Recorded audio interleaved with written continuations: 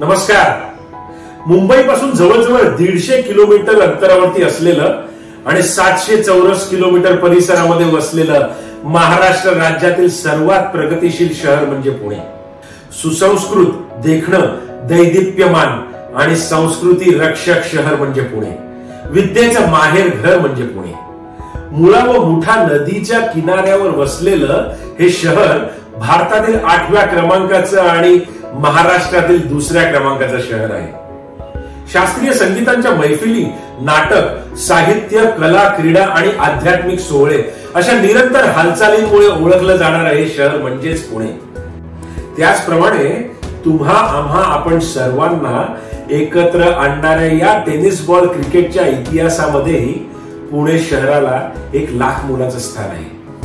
जसं मुंबईला क्रिकेटची पंढरी म्हटलं जातं, तसंच महाराष्ट्राच्या या सांस्कृतिक राजधानीला म्हणजेच पुण्याला क्रिकेटची आळंदी म्हणून ओळखलं जातं. आणि याच पुणे शहराने टेनिस क्रिकेटच्या इतिहासामध्ये आपल्याला एक असा संघ दिलेला आहे, ज्या संघाने फक्त भारतातच नव्हे तर भारताच्या बाहेर जाऊन सुद्धा अनेक स्पर्धा जिंकवून पुणे शहराच्या नावावर 4 चांद लगावलेले आहेत.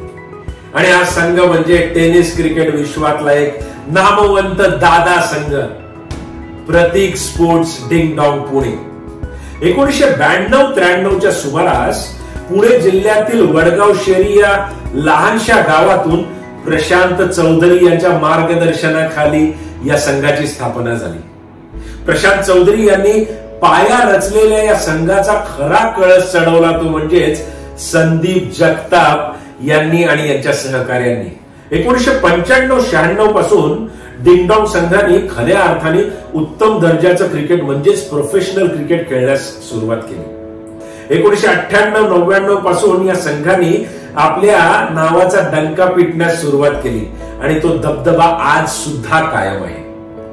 आजच्या घडीला या संघाचं व्यवस्थापन यशस्वीरित्या सांभाळणारं व्यक्तिमत्व म्हणजे अफजल मखदूम. चला भेट घेऊया डिंगडॉंग संघातील काही प्रतिभाशाली खेळाडूंची, ज्यांनी या संघाला एक वेगळीच उंची मिळवून दिलेली आहे. नमस्कार. इथे उपस्थित सर्व खेळाडूंचं मनपूर्वक स्वागत आजच्या आपल्या प्रतीक स्पोर्ट्स डिंग डॉंग पुणे या संघाच्या एपिसोड मध्ये. 1 मे 1983 ला सोलापूर जिल्ह्यातल्या कुरुडवाडी गावामध्ये या महानायकाचा जन्म झाला. आजच्या घडीला टेनिस बॉल क्रिकेटमध्ये ज्या फलंदाजाचं नाव सुवर्ण अक्षरात लिहिलं जातं, the best batsman of tennis ball cricket at this point in time without a doubt, Krishna Laxman Satpute. Welcome Krishna. 2005 साली रॉयल कळंबोली रायगड संघातर्फे या खेळाडूंनी आपले प्रोफेशनल क्रिकेट सुरू केलं आणि आपल्या फलंदाजीची हुकूमत गाजवत 2009 साली डिंग डॉंग सारख्या संघामध्ये आपलं स्थान पक्क केलं.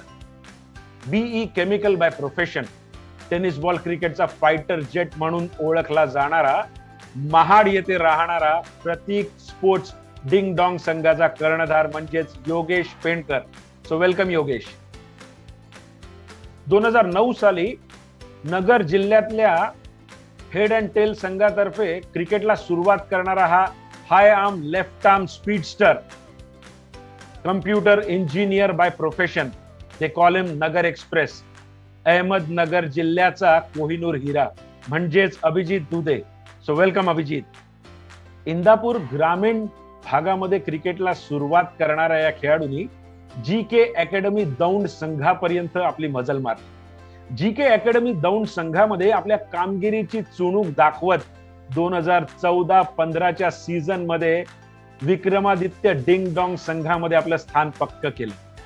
इंदापूर गावचं नाव भारतासहित भारताबाहेर घेऊन जाणारा एक शैलीदार डावखुरा फलंदाज म्हणजेच इजाज कुरेशी.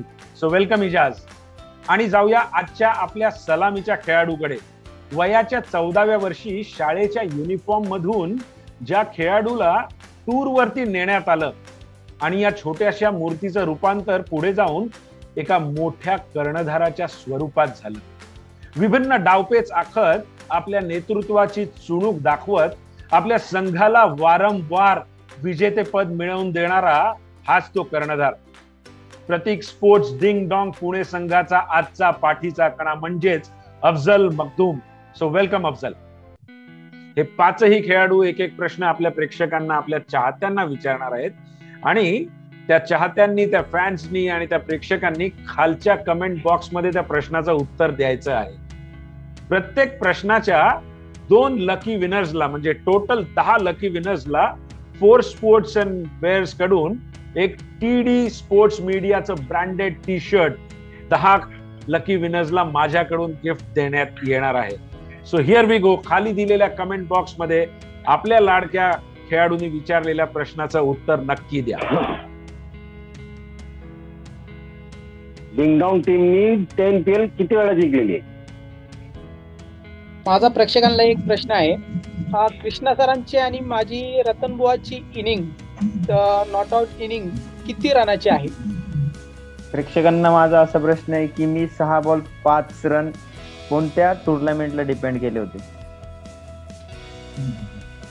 प्रेक्षकांना माझा एक प्रश्न आहे की शक्ती चषक मध्ये अशी कुठली टीम आहे ज्या विरुद्ध मी 50 रन पूर्ण केले होते आणि हिट विकेट झालो होतो, स्टंपवरती पडलो होतो, त्या टीमचं नाव सांगायचंय.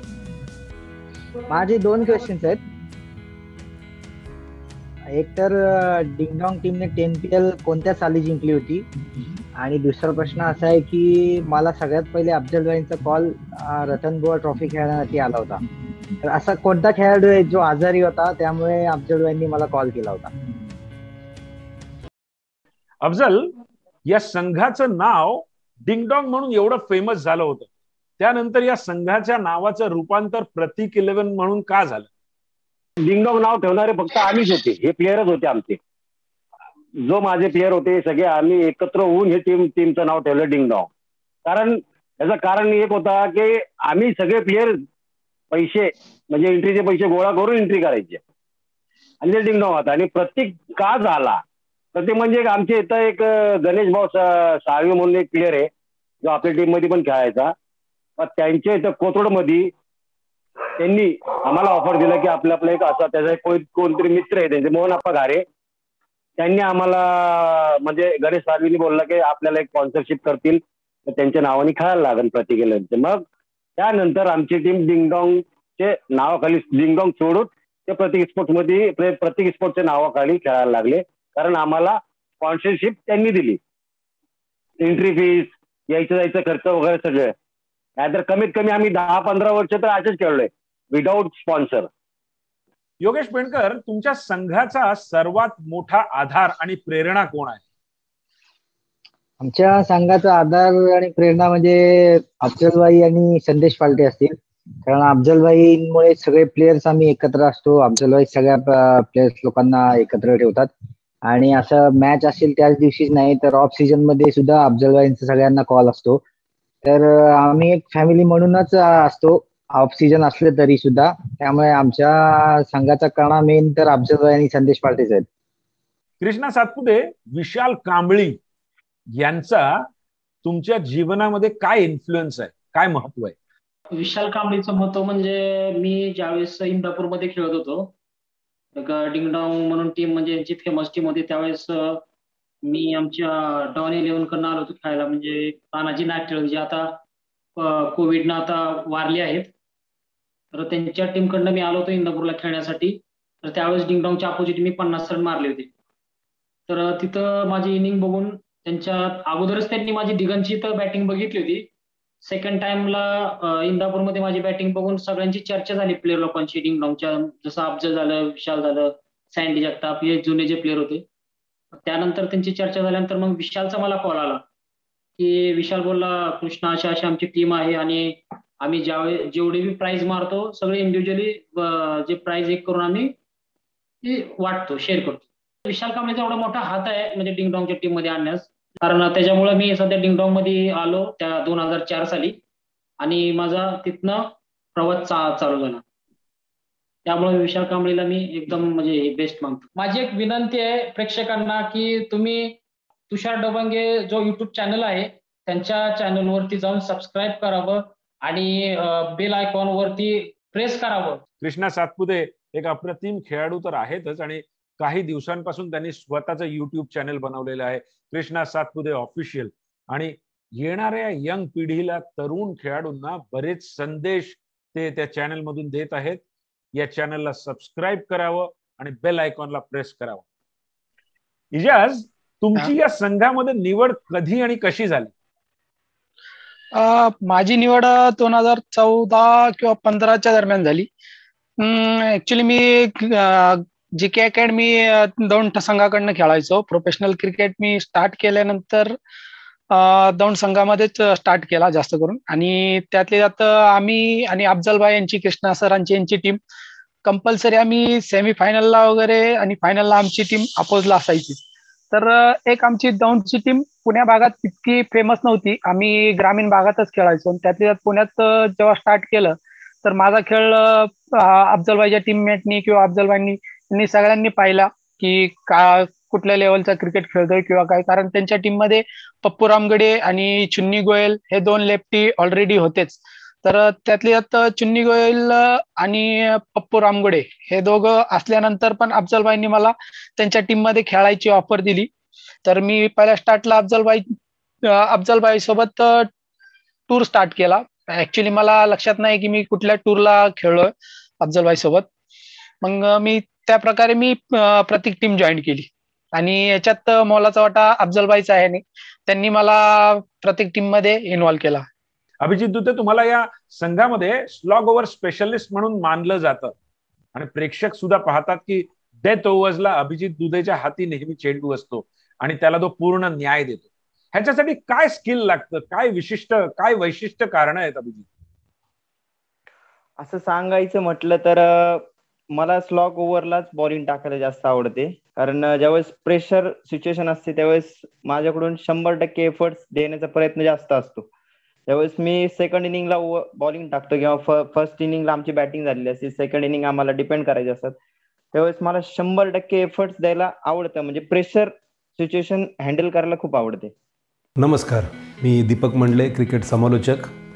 आज ज्या खेळाडूंची चर्चा आपण या मुलाखतीमध्ये घेतो आहे त्यामध्ये अतिशय जबरदस्त अशा प्रकारचे खेळाडू आहेत. अफजल शेख यांच्याबद्दल काय बोलणार. मी अनेक वेळा सांगत असतो की पुणे शहराला अफजल शेख यांच्या रूपानं देवानं दिलं हे फार मोठं भाग्याचं काम आहे. कृष्णा सातपुते यांच्याबद्दल जर आपण म्हटलं तर ते टेनिस बॉल क्रिकेटचे अनभिषिक्त सम्राट आहेत आणि टेनिस बॉल क्रिकेटचा ब्रँड ॲम्बॅसिडर म्हणून आपण त्यांना ओळखतो. कृष्णाची ओळख ही त्यानं स्वतः तयार केलेली आहे. एजाज कुरेशी टेनिस बॉल क्रिकेटमधलं संगमरवरी शिल्प म्हणजे एजाज कुरेशी. फिटनेस फक्त पाहत राहावा असा आहे. आणि एजाजचे पूलचे फटके मला वाटतं मी वेगळं प्रेक्षक त्याच्याकडे सांगणं गरजेचं नाही. योगेश पेनकर यांच्याबद्दल जर म्हणतं बॉर्न लीडर अशा प्रकारचा हा खेळाडू आहे आणि अतिशय जबरदस्त नाव त्यानं कमवलेलं आहे. अभिजित दुधे नगर एक्सप्रेस आणि डेथ ओव्हर बॉलर म्हणून अभिजित फेमस आहेत. बऱ्याच खेळाडूंना तुम्ही या संघामध्ये खेळण्यासाठी चान्स दिला आहे. एक अशी केलेली निवड, एका खेळाडूची एक अशी केलेली निवड ज्याचा अभिमान आज सुद्धा वाटतो. मला एकच प्लेअरवर जास्त म्हणजे अभिमान वाटते की आता मी जी निवड आम्ही केलेली आहे म्हणजे योगेश पेनकरची. खास करून योगेश पेनकर, कृष्णा पण आहे. कृष्णाला तर काय मी जास्त विषयांनी त्याला बोलवलं होतं, पण घाऱ्याची निवड मी आणि संदेशने केली होती. आणि योगेश पेनकर आज टीमचा कर्णधार आहे. अभिमान वाटते जरा. 2 वर्ष टीम मध्ये बसून बाहेर त्याला बोलून 2 वर्ष फक्त बसायचं ते मॅचेस बघत. आज टीमचा कर्णधार होऊन, आणि कर्णधार असं पण नाही तर त्यांनी त्याच्या कर्णधाराचे म्हणजे कर्णधार असून त्यांनी एवढे मोठे मोठे टुर्नामेंट टीमला जिंकून दिलेले ते सगळे लोकांना माहिती आहे. मला अभिमान वाटते आज योगेश पेनकर कर्णधार आहे टीमचा. SPL गोवा फायनल होती आणि तुम्ही चेस करत होतात. मोठ्या धावांचा पाठलाग तुम्हाला करायचा होता, पण कृष्णा सातपुतेनी 5व्या नंबरवरती फलंदाजी केली. आणि काय फलंदाजी केली होती, जबरदस्त. काय होतं तुमच्या मनामध्ये आणि तुम्ही का खाली फलंदाजीला आला? तुमची फॅमिली सुद्धा मला वाटतं त्यावेळेला मैदानावरती होती. काय होतं? म्हणजे त्यावेळेस एक सांगतो की मी ज्यावेळेस लीग मॅचेस चालू होत्या, लीग मॅचेसच्या टायमिंग मध्ये मी कराडला आलो होतो. तिथं पण आता कसं लीग मॅच म्हणजे आता एकदम 2च मॅच जिंकायचे होते. त्यामुळे मला कॉन्फिडन्स होता माझ्या टीमवरती की हे जिंकणार म्हणून. आणि माझे मित्र होते राजू शेठ शिंदे यांची एक मॅच होती, इम्पॉर्टंट मॅच होती कराडमध्ये. तर त्या लीग मॅच मध्ये मी कराडमध्ये खेळलो दिवसभर आणि संध्याकाळी 11-11:30 वाजता निघालो आणि 4:30-5च्या दरम्यान मी गोव्यामध्ये आलो. पण जास्तच म्हणजे झोप नसल्यामुळे मी एकदम अनकम्फर्टेबल वाटत होतं मला. ते मी सेमीफायनल मध्ये मला जाणवलं. सेमीफायनलला मी ओपनिंगला जाऊन एक 6 काहीतरी मारला होता, मी आउट झालो तो लवकर. त्याच्यानंतर फायनल चालू झाली, परत फिल्डिंग झाल्यानंतर अफजल हे सगळे बाहेर चालले होते. त्यावेळेस मी मनात एक ठरवलं की आपण जर समजा जुना बॉल जर चेस केला तर आपण ऍटलीस्ट बॅटिंग करू शकतो. त्या ग्राउंडचं महत्व मला माहिती आहे, खूप वर्षापासून खेळतो मी. त्या ग्राउंडचं जजमेंट वगैरे माहिती आहे. त्याच्यामुळे मी अफजलला टीम म्हणजे मीटिंग मध्ये असं बोललो की मी ओपनिंगला जात नाही, मी खाली थांबतो. तरी पण अफजल भाई ते सगळे म्हणले नाही नाही तू जा, तुझं बिंदास, आम्ही तुझं विकेट धरत नाही, तू पहिल्या बॉलपासून हिट चालू कर. मी त्यांना म्हटलं अरे मला जमणारच नाही तर मी कसं तुम्हाला सांगू, कारण माझी झोप नाही, मला ऍक्च्युली एकदम अनकम्फर्टेबल होतंय, असं एकदम थकवा आहे बॉडीमध्ये. तर मग म्हटलं ठीक आहे, चला मग खाली खेळू द्या. मग जशी मॅच चालू झाली, जसे विकेट पडत होते, मी पाठीमागं असं निवांतच बसलो होतो, सगळेजण पुढे बसले होते. जसं विकेट बसलं की अफजलकडे असं बघायचं, जसं विकेट पडलं की अफजलकडे बघायचं, जसं विकेट म्हणजे असं कंटिन्यू 4-5 वेळा झालं. परत मग सगळे मेन आउट झाले, मग अफजलनी माझ्याकडे बघितलं, जावा आता तुमचा नंबर आला. मग मी ज्यावेळेस ग्राउंडवरती गेलो पिचवरती, पण मनात जरा सुद्धा दडपण नाही. बघितलं असेल तुम्ही, गेलो पहिल्या बॉलला बाउंड्री मारली, दुसऱ्या बॉलला 6 मारले. मी जर तिथं जर विकेट पडल्या म्हणून असं घाबरून जर खेळलो असतो तर ती काही शक्य झालं नसतं. जो माझा नॅचरली गेम होता तो मी खेळलो आणि मॅच जिंकून दिली. जीवनातली ती एक मॅच अशी आहे की माझ्या ती कधी न विसरणार आहे. आणि त्यावेळेसच कमी माझी फॅमिली सुद्धा आली होती तिथं. नमस्कार, मी Omkar Desai, sandy SP11. Ding-dong संघाबद्दल सांगायचं झालं तर संदेश पार्टे आणि अफजल हे त्यांचे पाया. त्यानंतर सुरुवात Ijaz Qureshi, Krishna Satpute, one of the best player in tennis cricket. त्यानंतर कॅप्टन कूल योगेश पेनकर. आणि त्याच्यानंतर माझे त्या संघातील 2 फेवरेट प्लेयर्स इजाज कुरेशी आणि विजय पावले. खूप खूप स्ट्रॉंग टीम टेनिस क्रिकेटमधली आणि one of the my favourite team in tennis cricket. म्हणजे ज्या टॉपच्या टीम आहेत 4-5 त्यांच्यातील एक माझी फेवरेट टीम आहे डिंगडॉंग 11, प्रतीक 11. धन्यवाद. योगेश पेणकर, सातारा, उदयनराजे भोसले महाराजांची टुर्नामेंट आणि त्या सामन्यामध्ये एक मॅजिकल खेळी तू केली होतीस. 126 धावा केल्या होत्यास. आम्हाला काहीतरी ऐकायला आवडेल. मी सांगलीला होतो डिग्रीला, म्हणजे डिप्लोमा माझा लोणेचा झाला बाटूला आणि मी सांगलीला डिग्रीला होतो. तर रायगडची टीम तिथे खेळायला आली, सगळे प्लेयर्स आले होते, म्हणजे आकाश तारेकर, समर्थ गडू, इकू, माट्या वगैरे असे प्लेयर सगळे आले होते. आणि त्यांच्याकडे 10च प्लेयर होते, 11वा प्लेयर त्यांच्याकडे नव्हता. तर पंकज जाधवला आठवलं की मी सांगलीला आहे, तिथे जवळच आहे. तर त्याने मला फोन केला की यार इथे मॅच आहे, ये म्हणून. तर मी बोलला ठीक आहे येतो. मग मी खेळायला गेलो होतो आणि मला पहिल्या एका मॅचला 8व्या नंबरला बॅटिंगला पाठवलं होतं त्यांनी. आणि ती मॅच म्हणजे हारत आले होते आणि ती मॅच मी जिंकून दिली होती. नंतर मग नेक्स्ट मॅचला आकाश तारेकरने सांगून मला आणि आकाशला ओपनिंगला पाठवलं होतं. त्यावेळी आम्हाला लेदरची टीम होती, त्यांच्यासोबत आमची मॅच लागली होती. तेव्हा मी त्या मॅचला 126 रन्स केल्या होत्या. आणि ते ग्राउंड आमच्या टीमसाठी खूप लकी आहे. म्हणजे त्या मॅच नंतर म्हणजे सेमीला तिथे 3 प्लेयर्स आमच्यात ऍड झाले होते. म्हणजे संदेश पार्टे आला होता, सुशांत जाधव आमच्या टीम मध्ये खेळायचा तो आला होता, आणि आज चुन्नी गोयल, असे 3 प्लेयर्स आले होते. आणि मग तेव्हा 3 प्लेयर्स हे आले आणि तिथपासून मग माझा प्रवास त्यांच्यासोबतचा चालू झाला होता. मग ती माझ्यासाठी खूप स्पेशल इनिंग होती. आणि प्रत्येक टीमसाठी पण साताराचा ग्राउंड खूप लकी आहे आणि आम्ही तिथे खूप वेळा प्राइज जिंकलोय. आणि मग अफजलभाई वगैरे त्यावेळी फायनलला तिकडून आले होते आणि आम्ही त्यांच्यासोबत हारलो होतो. तर तो ग्राउंड माझ्यासाठी खूप लकी पण आहे आणि खूप वेळा जिंकले आणि खूप चांगले इनिंग झालेत माझे तिथे. आणि त्या इनिंगला मी 9 बॉलला 9 6 लाईन्स मध्ये मारले होते तिथे. अभिजित दुधे, तुम्ही आतापर्यंत डिंगडॉंग संघासाठी खेळलेली सर्वात जास्त दबावात्मक स्पर्धा कुठची आहे आणि का? सर्वात जास्त दबावात्मक म्हटलं तर 2019 मध्ये 10PL झाली होती दुबईत. त्यावेळेस अशी कंडिशन होती की टीम मध्ये जागा बसणं थोडं मुश्किल होतं माझं. त्यावेळेस म्हणजे 4-5 बॉलर होते टीम मध्ये आणि 2 बॉलर बाहेर बसून होते. तर एक केरळचा बॉलर होता लेफ्टी. तर त्यावेळेस अशी कंडिशन होती की मला घ्यायचं की त्याला.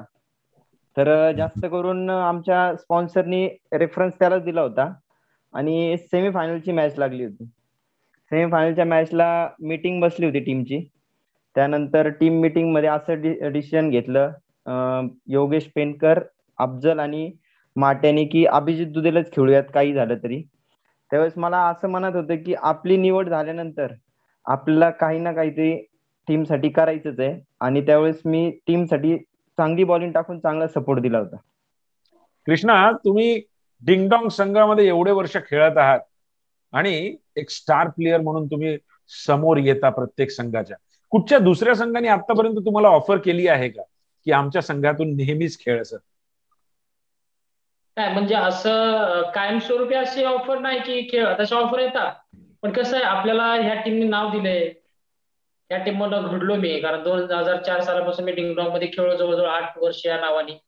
नंतर अजूनपर्यंत खेळतोय. म्हणजे जवळजवळ बघा, मी 2004 सालापासून ते आता 2021, म्हणजे जवळजवळ 17 ते 18 वर्ष झालेत मी डिंगडॉंग मध्ये खेळतोय आणि माझं नाव डिंगडॉंग मध्ये झालं. त्यामुळे परमनंटली मी दुसऱ्या टीमकडे नाही खेळू शकत. असं आहे, ऑफर येत राहतात पण मी नाही बोलतो. अशी एखादी टुर्नामेंट, 1-2 टुर्नामेंट म्हणलं तर मी जातो. अफजल मखदूम, तुमच्याकडे मी येत आहे एक इम्पॉर्टंट प्रश्न घेऊन. पंकज जाधव, डिंगडॉंग प्रतीक 11 संघाचा एक मॅच फिनिशर, आज दुसऱ्या संघाकडून मैदानावर खेळताना पाहायला मिळतंय. पंकज जाधवची कमतरता या संघाला भासते की नाही? मला तर असं वाटत नाही कमतरता वाटते, पण थोडीफार वाटत असेल. पण त्याची जो जागा आहे निगेटिंग, जो माट्याला एक आम्ही पण शेवटचे 2 ओव्हर बॅटिंगला पाठवायची, तर असे आम्हाला 2-3 प्लेअर भेटलेले ते. माट्या गेले, जसं माट्या टीम मधनं गेला तर आम्हाला ते एक लेफ्टी बॅट्समॅन आम्हाला भेटला, शुभम मोरे भेटला, आणि नितीन माटुंगा एक कोल्हापूरचा, ते पण तशीच बॅटिंग करतो बिगेटिंग, आणि आमचा एक धनंजय बेंताडे. असे 3 बॅट्समॅन आम्हाला असे भेटले की स्लॉप ओव्हरला जाऊन ते पंकज सारखी बॅटिंग करू शकतात. तरी पण थोडाफार असं वाटतंय थोडाफार असं थोडा फरक पडतोय थोडासा पंकज गेल्यापासून. इजाज कुरेशी, तुम्ही जेव्हा या संघात आलात तेव्हा पप्पू रामगुडे सारखा एक शैलीदार डावखुरा फलंदाज होता आणि तुम्ही सुद्धा डावखुरे फलंदाज आहात. ज्या पद्धतीने तुम्ही फलंदाजी करता ती खूपच अप्रतिम असते मैदानावरती. पप्पू रामगुडे कडून तुम्हाला काय प्रेरणा मिळाली? पप्पू सरांकडे तर मला खूप प्रेरणा भेटली, कारण ज्या वेळेस मी प्रत्येक टीम जॉईन केली त्यावेळेस ते लेजंड होते. तर ते त्यावेळेस ते इन्फॉर्म मध्ये होते आणि मी त्यांचं प्रत्येक वेळेस मी त्यांचा गेम रीड करत होतो की काय परफॉर्मन्स देते ती, काय इनिंग करत असते ती, सर्कलचा स्टार्ट काय देते ती. त्यानंतर कृष्णा सरांसोबत गेल्यानंतर 2 ओव्हरचा स्टार्ट, त्यानंतर अटॅकिंग, सर्कल फोडणे कसं, किंवा त्यानंतर टीमला स्टार्ट कसं देणे, ह्या गोष्टी मी त्यांचे रीड करत होतो. आणि त्यातल्या त्यात त्यांचे मी खूप वेळा इनिंग बघितले आहे की पूर्ण मॅच घेऊन खेळायचे स्वतःहून. तर मला जास्त करून त्यांच्याकडून हे प्रेरणा भेटली की ओपनिंग संघामध्ये जेव्हा आपण ओपनिंग करतो एक लेफ्टी राईटी कॉम्बिनेशन मध्ये, तर त्यावेळेस टीमला गरज असते सर्कलचा स्टार्ट देणे. तर ते गोष्ट मी त्यांच्याकडून पप्पू सरांच्या ओपनिंग मध्ये घेतली की त्यावेळेस सर्कलचा स्टार्ट ज्यावेळेस आपल्याकडे स्ट्राईक येते तर स्ट्राईक रोटेट करून रन कसा करणे किंवा बाउंड्री मारणं किंवा 6 मारणं, या गोष्टी ते सरांकडून मी शिकलो, पप्पू सरांकडून. अभिजित दुते, मगाशी जसं तुम्हाला विचारलं आणि जसं तुम्ही सांगितलं की तुम्हाला दबावाखाली गोलंदाजी करणं खूप आवडतं आणि असे बरेच परफॉर्मन्सेस आम्ही सुद्धा पाहिलेले आहेत. त्यातल्या एका परफॉर्मन्स बद्दल मला विचारायचं आहे. वसईच्या टुर्नामेंटमध्ये 6 चेंडूमध्ये समोरच्या संघाला, प्रतिस्पर्धी संघाला 3 धावा हव्या होत्या आणि तुम्ही ते षटक टाकलं सक्सेसफुली. त्याचा किस्सा एक ऐकायला आवडेल. किस्सा असा होता की आम्ही गुजरात टूरला गेलो होतो सर, एक 10 ते 12 दिवस अफजलबाईंनी आम्हाला गुजरात टूरला नेलं होतं. तर गुजरात टूर मध्ये असं झालं की स्पॉन्सरने 20 ते 25 प्लेअर 2 टीम मिक्स केलेल्या होत्या. त्यावेळेस 10 ते 12 दिवस क्रिकेटच नव्हतं खेळलो तिथे. फक्त ग्राउंडवर जाणे आणि रूमवर येणे एवढंच काम चालू होतं. तर येताना मुंबईमध्ये थांबलो आणि आमच्यात मुन्ना शेख होता नाशिकचा. तर मुन्ना शेख म्हटलं की आपल्याला इथे एक ट्रॉफी खेळायला जायची आहे. सेमीफायनल फायनल होती, तर आम्ही गेलो तिथे सेमीफायनल फायनलला. सेमीफायनल जिंकलो. फायनलला 6 बॉल 3 लागत होते. तर अशी कंडिशन फक्त बॅट्समनलाच फेवर करते. असं नाही की बॉलर, म्हणजे शक्यतो 99% बॉलरला फेवरच नाही करत ही कंडिशन. आणि अक्षरशः सर पब्लिक पूर्ण गेली होती निघून 6 बॉल 3 ला. मी पहिला बॉल डॉट टाकला, थोडी पब्लिक थांबली. दुसरा बॉल टाकला, जी थोडी थोडी पब्लिक गेली होती ती परत गोळा झाली. तिसरा बॉल डॉट टाकल्यानंतर अजून पब्लिक गोळा झाली. मी 6चे 6 बॉल डॉट टाकल्यानंतर पब्लिकने अक्षरशः उचलून घेतलं मला. अप्रतिम. अफजल भाऊ, तुम्ही एवढे वर्ष मुंबईत येऊन सुद्धा खेळता आहात. जेव्हा तुम्ही कर्णधार होतात, तुम्ही बरेच सामने, बऱ्याच स्पर्धा आणि बरीच मैदानं सुद्धा गाजवलेली आहेत. मुंबई विरुद्धचा एखादा सामना तुम्हाला जो स्मरणात राहतो तो ऐकायला आम्हाला आवडेल. राहुल म्हणजे चंद्र सरांना सगळे म्हणजे ओळखत असेल. एक राजुरी गाव म्हणून नारायणगावचे इथे एक गाव आहे राजुरी. तिथे राहुल 11 आली होती खेळायला आणि आमची टीम पूर्ण अख्खी डिंगडॉंगचीच होती. तेव्हा टीमचा कर्णधार आमचा संदीप जगताप होता. तर आमची पहिली फिल्डिंग होती. 8 ओव्हरची मॅचेस व्हायची पहिले. तर राहुल 11ने अशी बॅटिंग केली म्हणजे त्यांनी मलाच मारले जास्त. अमित गोलतकरनी मला लाईनीत 5 बॉल 5 6 मारले होते. आणि 6व्या बॉलवर ते एक रन काहीतरी झाला, म्हणजे 31 रन झाले. तरी शेवटचा ओव्हर म्हणजे 8वा ओव्हर परत माझे कॅप्टन संदीप जगतापनी मला दिली परत. त्या ओव्हरमध्ये मी 4 विकेट घेतले आणि त्यांचे काहीतरी 100 रन झाले. आणि आमची बॅटिंग जेव्हा चालू आली तर आम्ही ते 100 रन असे चेस केले जसं काय 30-40 रन चेस करत होते. कारण आमच्यात पण बॅट्समॅन आझम शेख एक डाऊनचा होता, त्यांनी, आणि मारुती वैराट आणि नितीन म्हणून एक आमचा बॅट्समॅन आहे, त्यांनी तिघांनी मिळून 800 रन्स केले फटाफट. म्हणजे आम्ही जिंकलो, शेवट 1 शॉट जिंकली मॅच. हेच मला मॅच जरा आवडते. आणि त्या मॅच जिंकल्यानंतर चंद्रा सर, म्हणजे चंद्रा आज, म्हणजे चंद्राचं नाव भयानक कॅप्टनशिप म्हणजे चंद्रासारखी कोणीच केलीच नाही. तर चंद्रा सरांनी येऊन आमच्या कॅप्टनला संदीप जगतापला बोलले, नक्की तुला मी म्हणजे एकदम तुझा फॅन झालो तुझी कॅप्टनशिप बघून. कारण बॉलरला एवढे 5 6 मारून पण तू ते बॉलरला दुसरी ओव्हर देतो, म्हणजे तू कर्णधार भारी आहे, चांगला कर्णधार आहे. ते मॅच जरा आवडते मला. जास्त फॅन फॉलोईंग टेनिस क्रिकेटमध्ये जर कोणाचं असेल तर डेफिनेटली कृष्णा सातपुते यांचंच आहे आणि ते पाहायला मिळतं मैदानावरती. कृष्णा, एखादा असा अनुभव जो क्रेझी फॅन, एखादा असा अनुभव आम्हाला ऐकायला आवडेल एखाद्या फॅन बद्दल. माझा एक फॅन आहे म्हणजे माझ्या बघण्यात अक्कलकोटचा आहे रेड्डी म्हणून. त्यांनी अक्षरशः म्हणजे मला पण माहित नव्हतं, त्यांनी अक्षरशः ज्यावेळेस त्यांनी त्याच्या असं रक्ताने चिठ्ठी लिहिली होती माझ्या नावाने, कृष्णा सातपुते फॅन, म्हणजे असं त्यांनी काहीतरी, I love you Krishna sir. मग ते मला ज्यावेळेस मला असं वाटत होतं, मी ऐकत होतो दुसऱ्याच्या तोंडून, ज्यावेळेस त्यांनी दाखवलं अक्षरशः त्या साईडला खेळायला गेल्यावरती, तर मी शॉकच झालो की असे फॅन्स असतात काय. म्हणून मी जरा थोडस त्याला गाळा भेट दिली, त्याच्याशी थोडी चर्चा केली, मग बसलो जरा चहा वगैरे घेतला त्यावेळेस तिथे गेल्यावरती खेळायला. तो एवढा म्हणजे त्याला असं वाटत होतं की स्वप्नच आहे आज कृष्णा सरांना भेटलो. आणि एक मी सुप्रीमोला एक बघितला होता मुलगा, एक छोटाच होता, त्यांनी एका साईडला 1 नंबर टाकलेला, एका साईडला कृष्णा टाकलेला, असं हेअरस्टाईल. क्या बात, क्या बात. योगेश पेंडकर, एक अफजल मखदूम यांनी केलेली अप्रतिम निवड, ज्याचा अभिमान आज सुद्धा त्यांना वाटतोय आणि आज संघाचा कर्णधार आहे. बरीच मैदानं तुमच्या संघाने गाजवली आहेत आणि बऱ्याच स्पर्धा तुम्ही जिंकल्या आहेत, पण डिंगडॉंग संघाने किंवा प्रतीक स्पोर्ट्सनी सुप्रीमो आतापर्यंत जिंकली नाहीये. कुठे चुकतंय योगेश? चुकते म्हणजे आमचे 1-2 टुर्नामेंट, म्हणजे सुप्रीमोच्या 1-2 मॅचेसला एका प्लेयर्स कडून चुका झाल्या. गेल्या वर्षी आम्ही फायनलला हारलो, पण काय हरकत नाहीये. आमचं स्वप्न आहे ते सुप्रीमो जिंकण्याचं आणि देव नक्कीच पूर्ण करेल. कारण एवढं जेवढे ट्रॉफ्या झाल्यात मोठमोठ्या त्यामध्ये देवाने आम्हाला नेहमी सपोर्ट केलाय आणि त्या तुलनात ट्रॉफी आमच्यापासून दूर ठेवणार नाही देव नक्कीच.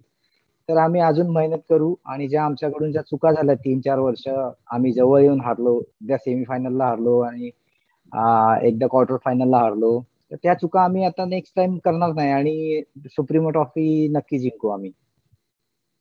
ओके, आमच्या शुभेच्छा असतील तुमच्यासाठी.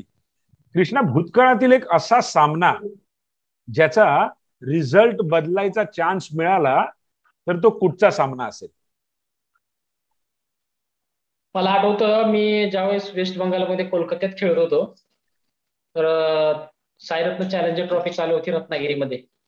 तर मला नंदू केदारे आमचे स्पॉन्सर रत्नागिरीचे, त्यांनी मला बोलवलं खेळण्यासाठी.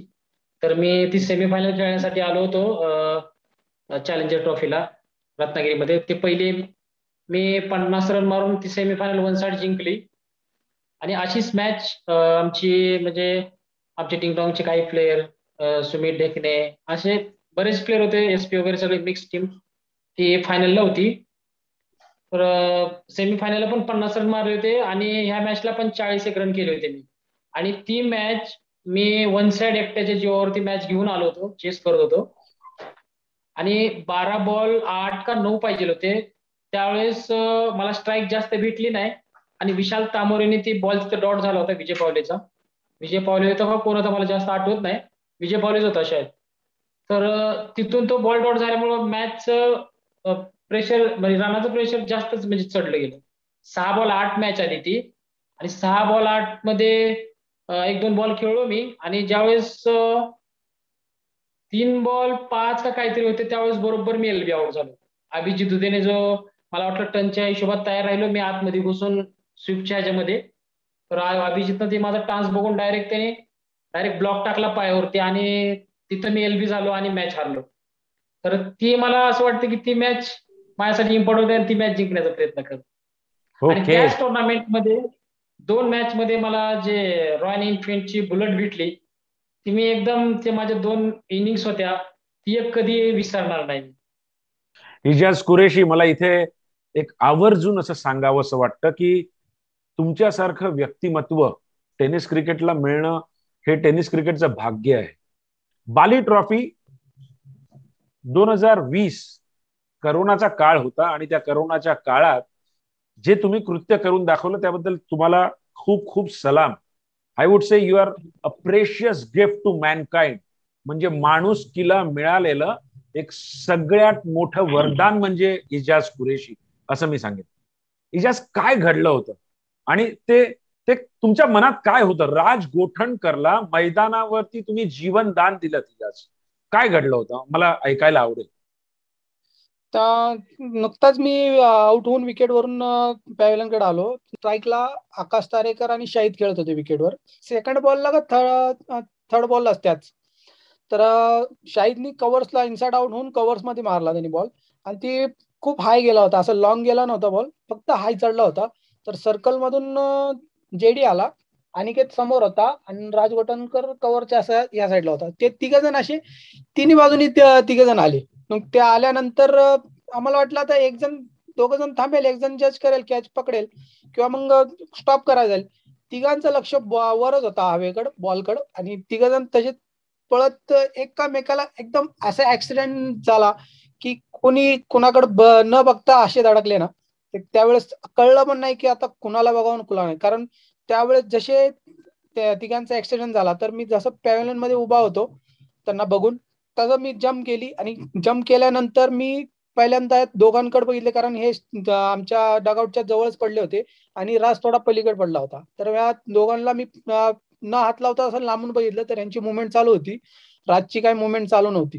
तर राजला पहिला मी तोंडाच्या बल पडला होता, तर मी त्याला असा सरळ केल्यानंतर मी बघितलं तर राज नॉर्मल श्वास घ्यायचा प्रयत्न करत होता, पण असं करत होता ते श्वास घेता येत नव्हतं त्याला. आणि 1-2 वेळा त्यांनी तसं केला. त्याच्यानंतर ते फक्त नाकाचे पुढे असतात ना समोरचे, फक्त ते असे नॉर्मल हलत होते. आता ते हलायला लागल्यानंतर मी मंगेश वैद्य आला माझ्याकडे, जवळ माझ्या बसला आणि ह्याला श्वास घ्यायला प्रॉब्लेम व्हायला लागला, ह्याला श्वासचं करावं लागले. काम कर बोले, छातीला प्रेस कर. मी 3 ते 4 वेळा त्याच्या छातीला प्रेस केला. पहिल्या वेळेस केला तर स्लो केला, म्हणलं जास्त प्रेशर नको. मग 2 वेळा केला, तिसऱ्या वेळा खूप प्रेशर लावला मी. मग 4th वेळा जोरात लावल्यानंतर मग म्हणलं काहीतरी मुवमेंट होईल. त्यावेळेस पण काय मुवमेंट झाली ना. मग माऊलकर मला बोलला की यार याला माउथ टू माउथ श्वास द्यावा लागेल तरच हे श्वास घेऊ शकतोय. मग त्यात मी न विचार करता डायरेक्ट त्याला माउथ टू माउथ श्वास दिला. श्वास त्याला पहिल्यांदा दिल्यानंतर मग त्याला काही मुवमेंट झाली नाही. सेकंड टाइम मग जास्त प्रेशरनी मी त्याला श्वास दिला. त्यानंतर त्याला मुवमेंट थोडीशी त्याची श्वास घ्यायची चालू झाली, म्हणजे थोडासा असं करायला लागला, मग नाकाने श्वास घ्यायला चालू झाला ते. मग त्यावेळेस मला पण जरा बरं वाटलं की बाबा आता श्वास घ्यायला आला. मग त्यावेळेस मी पण थोडा स्थिर झालो, माऊलकर पण स्थिर झाला आणि बाकीचे आजूबाजूचे पण जरा जरा हे झाले की बाबा चला आता ही जरा शुद्धीत तरी आला. मग त्यानंतर मग त्याच्या टीममेट्स किंवा त्याचे मॅनेजर वगैरे होते, मग त्यांना आम्ही बोललो की बाबा तुम्ही जा याला हॉस्पिटलला वगैरे घेऊन जावा, याचे मुवमेंट वगैरे बघा, त्याला काहीच करता येणार नाही, पहिले त्याला हॉस्पिटलला घेऊन जावा. मग त्या नेक्स्ट 2-3 दिवसानंतर मला ते गुग्गी म्हणून एक गोव्याचा आहे मुलगा, ते त्याच्या कॉन्टॅक्ट मध्ये होता. तर ती मला म्हणला की फोन आलता त्याचा, ते म्हणला की राज गोटनकरला मी कॉल करतोय 2-3 वेळा. 2 वेळा मला त्याचा कॉल आला, म्हणले राज गोटनकरचा. म्हणले तू माझ्या ट्रॅव्हलिंगचे पैसे दे, तू मला तिकडं का घेऊन गेलता असेल तर. म्हणजे ते असं बरळत होता की बाबा मला तू माझे ट्रॅव्हलिंगचे पैसे राहिले तुझ्याकडे. म्हणजे त्याला शुद्धीत नव्हतं ते. ज्यावेळेस त्याला मार लागला दुसऱ्या दिवशी त्याला काही शुद्ध नव्हती. मग त्यानंतर राजचा फोन आला 3 दिवसानंतर मला स्वतःहून. मला बोलला की थँक्स भाऊ, तू माझ्यासाठी देव माणूस म्हणून आला की माझे जीव वाचवलं वगैरे. मग म्हणलं अरे मी काही सुद्धा केलं नाही, मी फक्त मला त्यावेळेस जे वाटलं मी ते केलं. असं काही माझं नव्हतं मनात की मी कुणाचा जीव वाचेल वगैरे. आणि मला खरंच अभिमान वाटतं की मी माझ्या लाईफमध्ये मी कुणाचा जीव वाचवला, ती पण ऑन ग्राउंडला, आणि मी श्वास देऊन त्याचा वाचवला. ती मला खूप अभिमान वाटतं की मी एखादा जीव वाचवला. शतशः नमन इजाज केलेल्या या कृत्याबद्दल, शतशः नमन. सुंदर. आपण या स्क्रीनवर पाहूया की डिंग डॉंग संघ, प्रतीक स्पोर्ट्स डिंग डॉंग संघ स्क्रीनवरती कसा दिसतो.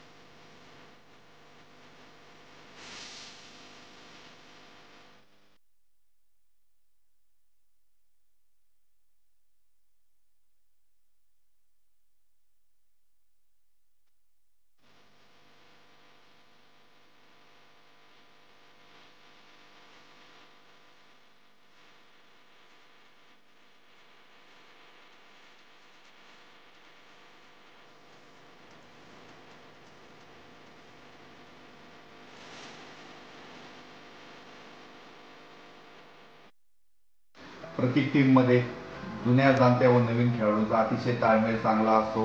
तसेच प्रत्येक टीम ही कोणतीही मॅच शेवटच्या चेंडूपर्यंत सोडत नाही. तसेच असाच एक किस्सा उडपी प्रीमियर लीगमध्ये 25 लाखाच्या टुर्नामेंटमध्ये हातातून गेलेली मॅच संदेश पार्टे यांनी एका ओव्हरमध्ये 3 षटकार मारून संघास विजय करून दिले. असे अतिशय प्रत्येक मॅचमध्ये प्रत्येक खेळाडू हा अतिशय चांगला परफॉर्मन्स करत असतो.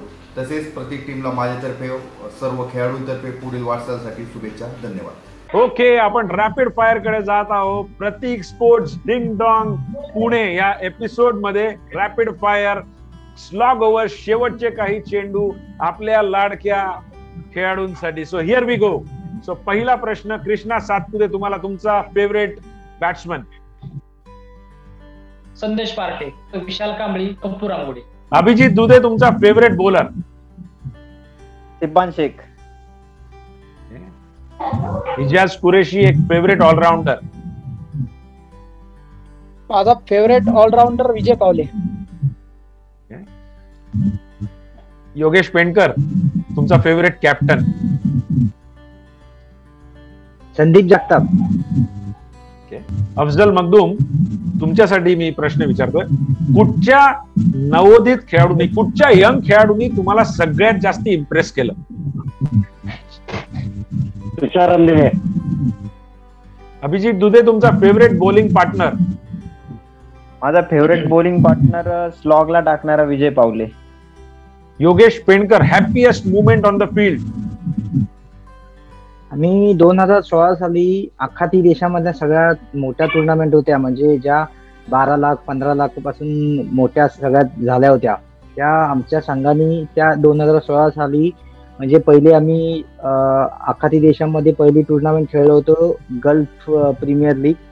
ती 12 लाख टुर्नामेंट होती. ती झाल्यावर आम्ही 10 PL जिंकलो होतो. 10 PL जिंकल्यावर आम्ही हन्नान कतारची टुर्नामेंट जिंकलो होतो आणि हन्नान कतार झाल्यावर आम्ही उडपी प्रीमियर लीग जिंकलो होतो आणि उडपी प्रीमियर लीग जिंकल्यावर रतनबुवा सुद्धा जिंकलो होतो. रतनबुवा जिंकून आम्ही रत्नागिरी चॅम्पियन्स ट्रॉफी जिंकलो होतो, रत्नागिरीची चॅलेंजर्स ट्रॉफी जिंकलो होतो. त्यामुळे 2016 साली आम्ही जेवढ्या मोठ्या टुर्नामेंट्स होत्या नामांकित सुप्रीमो सोडून, तेव्हा आम्ही सगळ्यात जिंकलो होतो. ती माझ्यासाठी आणि माझ्या संघासाठी खूप हॅपीएस्ट मोमेंट आहे. सुंदर. कृष्णा सातपुते, तुम्ही फेस केलेला सगळ्यात टफ बॉलर? 2 नाव घेतो, विश्वजित ठाकूर आणि अनिकेत चालक. अफजल एक असा खेळाडू ज्याच्यात बरीच क्षमता आहे किंवा होती, पण त्या क्षमतेपर्यंत त्यांनी खेळ नाही केला. वन क्रिकेटर, हायएस्ट पोटेन्शियल, लेस डिलिव्हर्ड? विशाल कांबळे. त्याची क्षमता भरपूर होती खेळायची अजून, ते उगाच त्यांनी काय टीम मध्ये अचानक सोडला, नाहीतर ते माट्यासारखा क्रिकेटर होता ते पण. आणि त्या म्हणजे रिव्हर्स असे होते जो लेफ्टी पण जेवढे लांब सिक्स नाही मारायचे जेवढं विशाल रिव्हर्स सिक्स मारायचा. तर विशाल कांबळे टीम नसता सोडला तर विशाल आतापर्यंत टीम मध्ये राहिला असता. Okay. Yogesh Pendkar, most gentleman cricketer? Gentleman cricketer खूप सारे आहेत, पण विजय पावलेचं नाव घेईन. अजून विक्रोलियन्सचा अमोल. इजाज कुरेशी एक असा फलंदाज ज्यांनी तुम्हाला सर्वात जास्त प्रभावित केलं? मला थॉमस डाईस. इजाज कुरेशी तुमचा रोल मॉडेल? माझा रोल मॉडेल तर कृष्णा सर आहे, कारण मी प्रत्येक इंटरव्ह्यू मध्ये मी सरांचाच उल्लेख केलेला आहे. What does this team means to you? Pratik स्पोर्ट्सचं तुम्हा सर्वांसाठी काय महत्व आहे? अफजल? माझ्यासाठी डिंगडॉंग जीव आहे. अफजल मखदूम यांचा जीव आहे प्रतीक स्पोर्ट्स. इजाज? प्रतीक संघ माझा करिअर आहे. इजाजचं करिअर आहे हा संघ. अभिजित दुधे? प्रतीक स्पोर्ट्स माझ्यासाठी फॅमिली आहे. अभिजित दुधेची फॅमिली आहे प्रतीक स्पोर्ट्स. ओके. कृष्णा सातपुते? माझा म्हणजे डिंगडॉंग संघ हा जीव की प्राणच आहे थोडक्यात. योगेश पेंडकर, प्रतीक स्पोर्ट्स डिंगडॉंग संघ तुमच्यासाठी काय आहे? माझ्या क्रिकेट करिअरची सुरुवात आणि शेवट हा प्रतीकनेच होईल, त्यामुळे प्रतीक स्पोर्ट्स माझ्यासाठी खूप मीन ठेवतो. आणि अफजल भाई असतील, संदीप जगताप असतील, संदेश पार्टे असतील, यांच्यामुळे आणि या संघामुळे खूप मला ओळख मिळाली. त्यामुळे या संघाकडून खेळतच राहणार आणि जेव्हा क्रिकेट बंद होईल तेव्हा या क्रिकेट टीम मधूनच माझं क्रिकेट बंद होईल. सुंदर, अप्रतिम. जेवढे बी आमचे जे फॅन्स फॉलोअर्स आहेत, तुम्ही जे इंटरव्ह्यू बघत असाल, त्याला मी एक सांगू इच्छितो की तुषार डवंगे ही युट्यूब चॅनल आता सध्या चालू झालेला आहे आणि खूप चांगलं म्हणजे इंटरव्ह्यू घेतात सगळ्यांचे आणि सगळ्यांची माहिती पोहोचवतात. तर त्यांच्यासाठी मी जेवढे बी प्रेक्षकांना विनंती करतो की तुम्ही तुषार डवंगे यांचा जो चॅनल आहे त्यांच्या चॅनलला सबस्क्राईब करा, लाईक आणि शेअर करा, ही विनंती करतो. कृष्णा सातपुते यांनी सुद्धा एक चांगलं नवीन युट्यूब चॅनल सुरू केलेलं आहे आणि कृष्णा सातपुते बऱ्याच नवीन खेळाडूंचे हिरो आहेत आणि बऱ्याच चांगल्या गोष्टी आपल्याला त्या चॅनल मधून पाहायला मिळतात. तो नक्की कृष्णा सातपुते यांच्या चॅनलला सबस्क्राईब करा आणि बेल आयकॉनला प्रेस करा. ओके. माझ्या चॅनलचं नाव Krishna Satpute official YouTube channel आहे. ते पण Krishna Satpute official YouTube channel. Okay. हा इंटरव्ह्यू होण्यासाठी अमित बाबा ठवाळे यांनी सुद्धा मला बरीच हेल्प केली आणि शब्दांकनामध्ये सुद्धा त्यांची बरीच हेल्प होती. सो थँक्यू अमित बाबा ठवाळ. आणि अनेक अनेक अनेक अनेक धन्यवाद तुम्हा सर्व खेळाडूंचे, अफजल मखदूम, इजाज कुरेशी, अभिजित दुधे, कृष्णा सातपुते आणि योगेश पेंडकर. अनेक अनेक धन्यवाद आणि तुमच्या पुढच्या वाटचालीसाठी प्रतीक स्पोर्ट्स डिंग डॉंग संघाला माझ्याकडून अनेक अनेक शुभेच्छा. Thank you very much. थँक्यू तुषार सर.